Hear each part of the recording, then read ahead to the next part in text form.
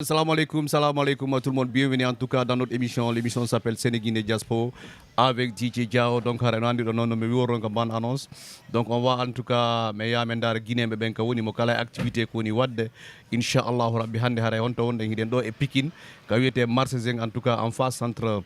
Khadija. Donc, hari den ari dargol musiddo men goto mon da warema vraiment. E ko woni wadde yengu kon ko woni wadde activité ji makko vraiment un jeune brave. On ne le présente plus dans cette communauté guinéenne. Assalamu alaikum, monsieur Siradio. Assalamu alaikum. Ok, way hara mi do inne Siradio Diallo jama on buyno andirno lan Alliance Baba Samba X. Voilà, joni ko Siradio Ciuray jama on buri mi andirde tout dernier aneji do fop. Hara en kam dimi do weltani ma moƴƴa ko arda kon ka boutique an do andugol ko hondumi jokki puisque buy hino do hara no wodi andube mais no wodi bi anda. Voilà, min kadara mi do weltani ma andon. Mi do anduma très longtemps parce que déjà ari aynaɗo mi andunoma ari ko marché to mi andunoma donc mais e nder activité ji ko wonna wadde kon sa daari machallah no évolude hande hara e sago ma num no sénégalais ɓen humpitori ko wonɗa wadde kon encredi a yiɗno musidɓe ma ɓen yoɓe humpito vraiment o affaire cuura e ko jokkuɗa par ce que ko pimi ko andanɗa hoorema vraiment fof no hatto jini quoi haɗa ko ɗum wiyata la communauté guinéenne quoi ɓe andanɗa hoorema wonɓe Dakar ɗo e wallu cuura e ko no yeeyde ko epiman comment ça fait la clientèle quoi. Non, way ɗum ɗo heɓe andi seeɗa woɓɓe ɓen sa hande wonde si ɓe majji ha ɓe naati sigo bourigui fotade ni ɓe innayi menen har miɗen sikkude pullo yeeyo cuuray ala te menen depuis 2005 2006 menen miɗen yeyde cuuray voilà no woodi e mum grand jo amen natno ɗo mum kanko donc joni mo Conakry ko minen heddi Dakar ɗo min kadi bientôt inchallah miɗo andi miɗo prépare de boutique Conakry mais ɓay ɗumannaki taw jara précise ugol voilà mais noon haray menen meɗen mari ɗo 3 produits différents meɗen mari bagage nder galle e bagage nder suudu e bagage fiiɗiɗo a faami cela veut dire mi yeyay cuuray parfum article séduction secret de femme fof mi yeeya ɗo tawa kadi ko qualité ji puisque majorité ji ɗin ko min importa ɗi et puis métier ɗen kadi mine ɓemaji donc la andi hande ko honɗum mi attata tawa simi addi clientèle ɓe ɓen si ɓe ari ɓe taway ɗum ɗo hiɓe yiiɗi walla ɗum ɗo attiray modi mabɓe walla faala baɗande ɓeygu mum cadeau sigo ɗin piiji fof ɗum ɗo meɗen joguitiɗo voilà. D'accord, mais est ce que aussi ɗo wami expliquande par rapport à la clientèle parce que hande kala métier ko wonɗa a faami no waɗi difficulté o no waɗi kadi avantage ji donc haray ɗo wami expliquande par ce que so woni a yeeyay a heɓa yimɓe difficulté ɓe anda horma no certifie no waɗi ɓe anda horma kadi ara mi weeli fi mais c'est comment en tout cas pour la clientèle no andi goɗɗo sa wi ka maari marché a muñoto puisque yahay ha wowta min ɗo hande fayda so client joari ko ɓuuri mi intéressé de kon komi hollumo pihum kun tawta intéressé mo mi récupéra mbuɗi makko ɗum o récupéra produit mo warani on tawa kadi so yeehi kadi o utilise mo o weltoto voilà ɗum ɗon fayda min ala heɓude difficulté ji clientèle onde wonde mi andi rek nde wonde woɓɓe ara sodugol woɓɓe ara wujjugol andi marché fof no ton woɓɓe kadi ara ɗaɓɓitugol mais ko an joguitoto ɗuma ma on hara tewtaki ɓe puisque andi taw déjà sa préféri gollugol golle debbo hara taw an e yawreji ɗin fof ko on gotum puisque ɓe acci e modi mabɓe ka suuɗu ɓe ara ɓe faale ma yawade ga mais noon haray ɗe acci gorejo mabɓe mais juste a muñoto tun anda naɗo walta ko tan hun seeɗa si ɗum noon feƴƴi ara on ɗo yeey goɗɗo kadi ara ɗum noon min woti ɗum noon DJ joni min noon min wati noon muñare. D'accord, merci beaucoup en tout cas donc haray weltanto tous les téléspectateurs qui nous sont en train de regarder sur Diamba TV donc haray monsieur Siradio hande de voir en tout cas un Guinéen comme toi aujourd'hui e nder wonɗo e nder Dakar donc vraiment tu es en train d'évoluer par rapport à ce que tu fais commerce ko wonɗa wadde kon mais haray ko conseil mo marɗa ko jonnata la jeunesse guinéen en tout cas e ko wonɗa wadde kon et puis man kadi wono côté soutenugol jama on côté émission ji passé kadi min hiyay wono o cuuray ko yetto on faami donc il y a beaucoup de stars qui sont là ɓe waɗa e publicité ji en kadi haray qu'est ce que tu en penses par rapport à la communauté non andi fayda enen ɗo ko probléme on ko woni ko kino anndirami e suudaki taw puisque fayda ko par événement gollirten mais ɗe wawi gollude hara ko continuité a faami wano hande DJ jo ono doit heɓude yeeyowo conci mi huro 6 avenue puisque ɗum déjà mi andamo mais mi yay artiste ɓe boyi walla DJ ɓe boyi ara ɗon ɓorna ɓe voilà heɓa kadi exemple yeeyowo cuura walla parfum tawata ko on ɗon urnatama heɓa kadi hay restaurant tawata ko ɗon ñamoyta ɓeynano ɗo ko ɗo DJ kaari ɗuma noto walla ni hen sa tañini mi sikki wono mari fala o boutique Conakry ɗon ɗo mari fala nantuɗo en de est ce que na son temps som mari fala ɗuma yaltuno même si lama sidi ɓe haari oya jonna no mo mbuuɗi voilà no woodi façon promotion ji ɗi tawata ko pour nde wotere no woodi promotion ko inte kon promotion continuité minen noon ko ɗo woni probléme en ko enen sen nangi hunde si feƴƴi tun haray feƴƴi en programme ay ɗo programme dogenge makko waɗen promotion 6 mois waɗen promotion no concert mais bimbi ñande concert on hande kadi c'est fini quoi mo kala no yaade jokkito programme mum anda noon ko ɗum ɗon ɗen voilà ala continuité ko ɗoni probléme men o puisque min sa ɗo ɓe se yiiɗo plusieurs fois hay an saɗandi mi hara heeɓini joni ko ɗatawa 6 ans mi meeɗi sponsorise de anniversaire ma mais hande kadi donc min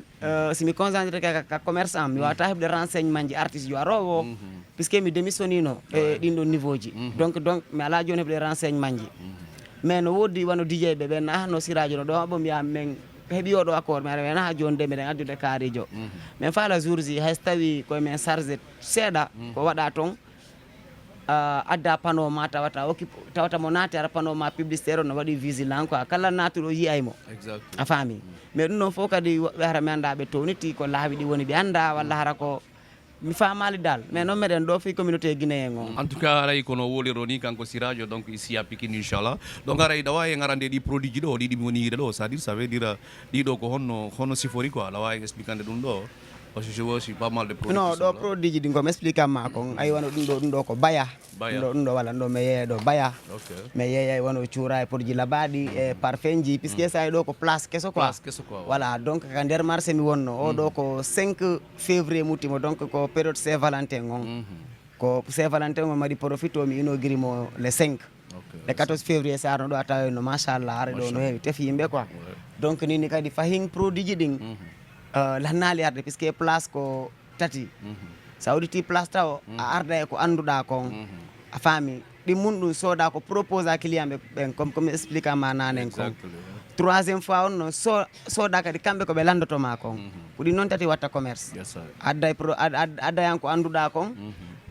adda ko propose aɓe fisi goɗɗo naatini miɗo faala hunde kadi automatiquement an na ko annduɗa kon ko on noon ƴettota propose amo woɓɓe kadi ara kañum kadi lando donc bagage yiɗi no arde seeɗa seeɗa alhamdoulillahi quoi client ɓen kadi ɓe arde seeɗa seeɗa mais 100% client el amen o fayda sa daari ko 5% walla 4% woni guinéɓe ɓen et puis ɓe sooday ɓe andi piiji ɗin haray kadi ɓe wawi kadi arde kadi min explique ana ɓe puisque ko ɓuuri en soñjude enen rewɓe ɓen no mari complexe ɓe falte ɗo hunde voilà ɓe falte hunde voilà non min noon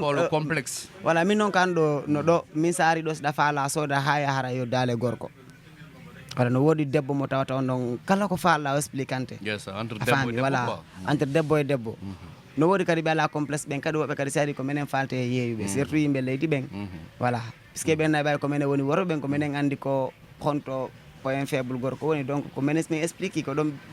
ɗumannoto mais enen rewɓe men ɓen ɓurɓe ɓen hino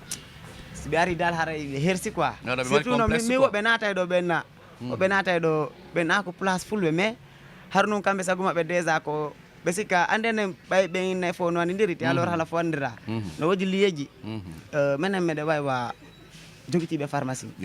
donc min ta nawnarema mi yalte devoir lugo innaw ɗo donc intéressant mais minen ko intéressé men ko ɗo on si ɗo feƴƴi gasi et puis kadi ça va dal voilà mais noon piiji ɗin fof no ɗo chemise de nuit 2 pièces voilà diviseur andu cuuray parfum kala mani ko tawata no hino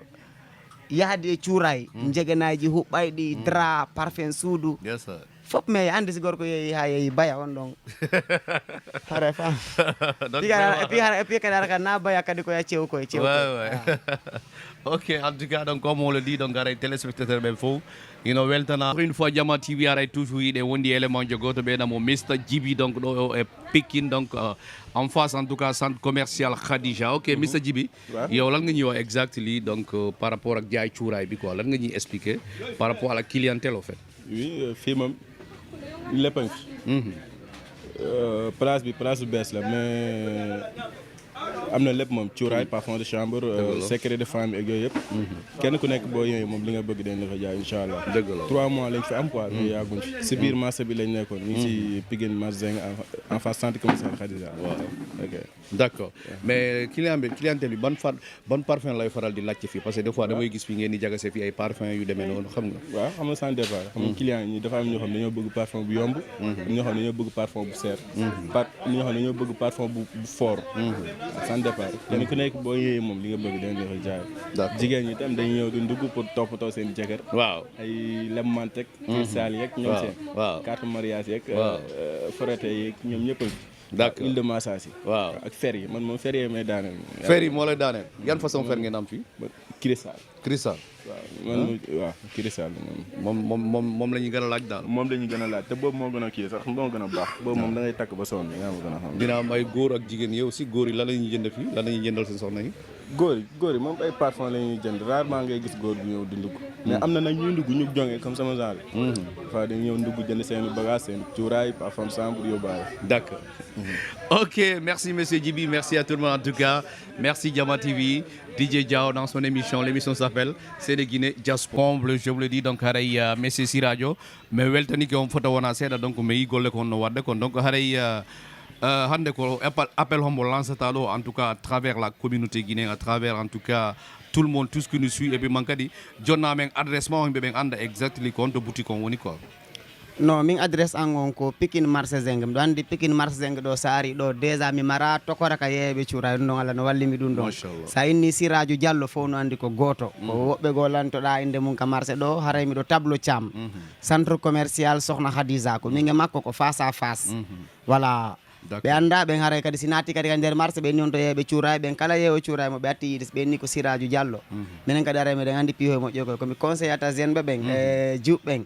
mariage ɗum na dewgal ngal to woni importance mariage ñande o e ñande ɗum koko wuppete saƴƴite liile lilte voilà ko ɗum woni fi dewgal no wayi no ɓornotoɗa noon coñci tuuni a ɗumantude donc ñande o ɗe doit préparade woni worɓe ɓe woni rewɓe ɓen faami minen noon affaire ji ɗin noon meɗen anndi e mum buy puisque miɗen jeeri ɗo dewleji buy quoi mais miɗo anndi sinano o produit séduction ɗo areno woɓɓe ɓe moylolu puisque anndi jama on joni stress on no ɗuuɗi voilà donc ayeɗo joni gorko hara na kanko tun quoi anndi ɓawoɗo seeɗa e joni na gotum law hari jama on ala stress ala souci ala miijoji mais joni kala mo yiɗano mari stress on hay hewriɗa goɗɗo sa wattina lili on haɓay a faami mo kala no mari probléme mbuɗi haray ɓe wawi arde ɓe ɗaɓɓa piihoye moƴƴoy koye ɓe lellintirannoɗo aduna maɓɓe on hara ɓe accali souci on gañoɓe a faami voilà numéro téléphone an on haray ko 77 way numéro téléphone an on ko 77 046 54 64 77 046 54 64 D'accord. Voilà. Ok, vraiment merci beaucoup, merci dans l'ensemble. Donc comme on l'avait dit, donc hande ko ando dendargol ko Messi si radio do et Pikine en tout cas en face entre Sokhna Khadija. Donc remercie tout le monde. On remercie tout le monde. On vous donne rendez-vous inchallah le samedi à partir de 16h30 jusqu'à 17h30 dans l'émission Sénéguiné Diaspora avec DJ Diao sur Jama TV. Merci et ciao et bye.